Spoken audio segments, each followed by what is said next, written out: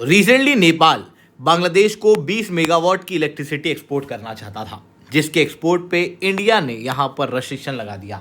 And there is a very bigger geopolitical move, क्योंकि अगर आप देखोगे तो 20 मेगावाट की इलेक्ट्रिसिटी कोई बहुत बड़ी नहीं है। बांग्लादेश की कोई अर्थव्यवस्था इससे बहुत मजबूत नहीं हो जाएगी, ना ही नेपाल की हो जाएगी। बट डिप्लोमेसी के अंदर क्या होता है ना, कि जो एक्शन होते हैं उसके पीछे एक डीपर मीनिंग छिपा हुआ होता है। इंडिया जो एक्शन लेता है उसके पीछे कोई कारण होता है जो दूसरे देश को दिखाना होता है।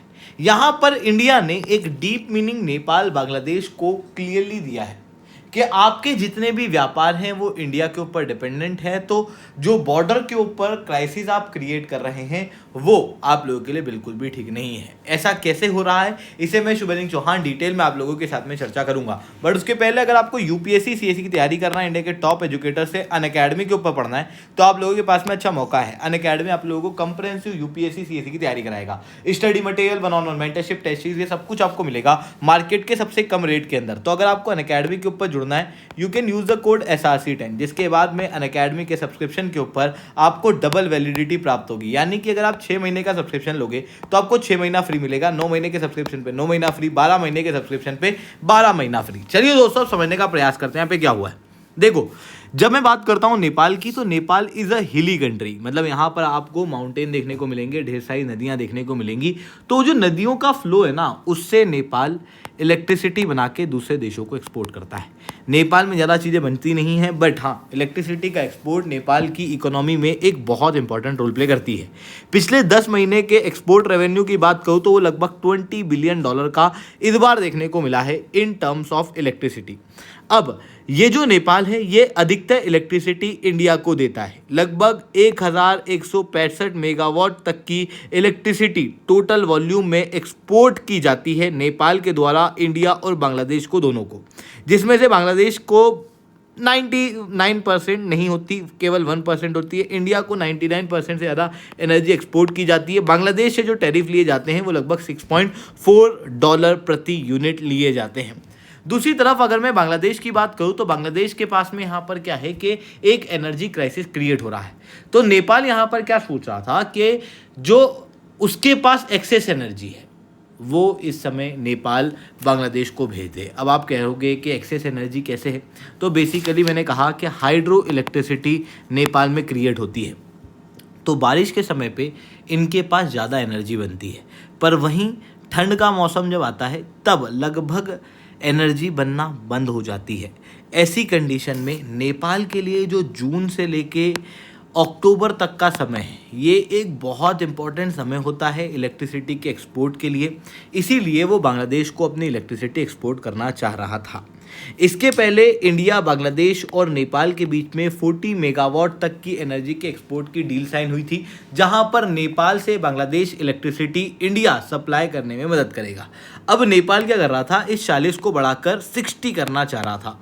पर अब क्लियरली देख सकते हो, नेपाल की इलेक्ट्रिसिटी अथॉरिटी के द्वारा बताया गया कि इंडिया की जो CEA, सेंट्रल इलेक्ट्रिसिटी अथॉरिटी है, उसने अपनी वीटो पावर का प्रयोग करके इस एक्सपोर्ट प्लान को अप्रूवल नहीं दिया है। अब आप कहोगे ऐसा क्यों हुआ है, तो बेसिकली क्या होता है ना, कि जब नेपाल की बात करें तो त्रिशूली और चिलिम, ये 2 हाइड्रो पावर प्रोजेक्ट हैं, जहां से इलेक्ट्रिसिटी पहले नेपाल बॉर्डर पे आती है, फिर वो बिहार के अंदर मुजफ्फरपुर में जाती है 1000 किलोवाट की लाइन के जरिए, फिर वहाँ से इंडिया में चलती है। इंडिया से बरहमपुर और भेरामरा, जो कि आपको बांग्लादेश पे देखने को मिलेगा, इसे बांग्लादेश के अंदर सप्लाई की जाती है। वहाँ पर भी 100 किलोवाट की लाइन जो है वो लगाई गई है। अब हुआ क्या है कि इंडिया ऑलरेडी 1000 मेगावाट तक की एनर्जी इस ट्रांसमिशन लाइन से एक्सपोर्ट करता है। जो वो 400 किलोवाट की ट्रांसमिशन लाइन है, उस किलोवाट की ट्रांसमिशन लाइन से इंडिया ऑलरेडी बांग्लादेश में एनर्जी एक्सपोर्ट करता है। बट इंडिया 20 मेगावाट की और एनर्जी एक्सपोर्ट नहीं कर रहा। जो ऑफिशियल रीज़न बताया गया वो ये बताया गया कि अब एक्स्ट्रा कैपेसिटी है नहीं, इससे ज़्यादा हम इलेक्ट्रिसिटी सप्लाई कर नहीं सकते। अगर 20 मेगावाट की एनर्जी यहाँ पर सप्लाई की गई तो ट्रांसमिशन लाइन पूरी तरीके से फेल हो जाएगी। बट जो रियल रीज़न यहाँ पर जियोपॉलिटिकल एक्सपर्ट्स के द्वारा बताया जा रहा है वो कुछ इस प्रकार है कि यहाँ पर आप देख सकते हो, आपको नेपाल दिखाई दे रहा है। अब नेपाल जो है वो यहाँ पर इंडिया को धमकियाँ दे रहा था। बॉर्डर के डिस्प्यूट को वापस से रिवाइव कर रहा था, सगौली की ट्रीटी के बारे में बात की जा रही थी, लिपुलेख पास के बारे में बात की जा रही थी, काला पानी रीजन के बारे में बातचीत जो है वो नेपाल की तरफ से उभर के आते हुए दिखाई दे रही थी। नेपाल के प्रधानमंत्री के द्वारा एंटी इंडिया एक्शन भी लिए जा रहे थे। दूसरी तरफ आप देख सकते हो यहाँ पर आपको बांग्लादेश दिखाई दे रहा है। बांग्लादेश के अंदर आज भले इलेक्ट्रिसिटी क्राइसिस आ रहा है, पर आपको याद होगा थोड़े समय पहले अडानी के साथ में जो इलेक्ट्रिसिटी प्लान बांग्लादेश का था, उसके प्रति बांग्लादेश ने किस तरीके का रवैया दिखाया और किस तरीके से लोन को होने के बावजूद भी बांग्लादेश ने समय पर नहीं चुकाया। दूसरी तरफ यूनस सरकार के दौरान में जिस तरीके से बांग्लादेश का स्टैंड रहा, उसकी वजह से इंडिया बांग्लादेश के रिलेशन इंटरनली काफ़ी ख़राब होते हुए दिखाई दे रहे हैं। जिसके बाद में जो नई सरकार आई है बांग्लादेश के अंदर, उसने भी कोई स्ट्रॉन्ग स्टैंड लिए नहीं, जो इंडिया के कंसर्न है उनको रिजॉल्व किया नहीं। जिसके बाद अब इंडिया का कहना यह है कि नेपाल और बांग्लादेश अगर आपस में व्यापार करना चाहते हो तो वो इंडिया के जरिए ही होगा। 20 मेगावाट कोई बहुत बड़ी एनर्जी नहीं है, ये बांग्लादेश के एक शहर के वो भी एनर्जी नहीं दे पाएगी, बट इम्पॉर्टेंट है जो जियोपॉलिटिकल मैसेजिंग यहाँ पर इंडिया ने दी है। आई होप दोस्तों ये सारी बातें आप लोगों को समझ में आई होंगी। लेक्चर अच्छा लगा हो तो लाइक करना, लेक्चर बहुत अच्छा लगा हो नीचे 7 से 10 कमेंट करना। यूपीएससी सीएससी की तैयारी करना, इंडिया के टॉप एजुकेटर से पढ़ना है तो आप अन अकेडमी के ऊपर जुड़ सकते हो। ठीक है दोस्तों, आज के लिए that's all from my side. जय हिंद, जय भारत।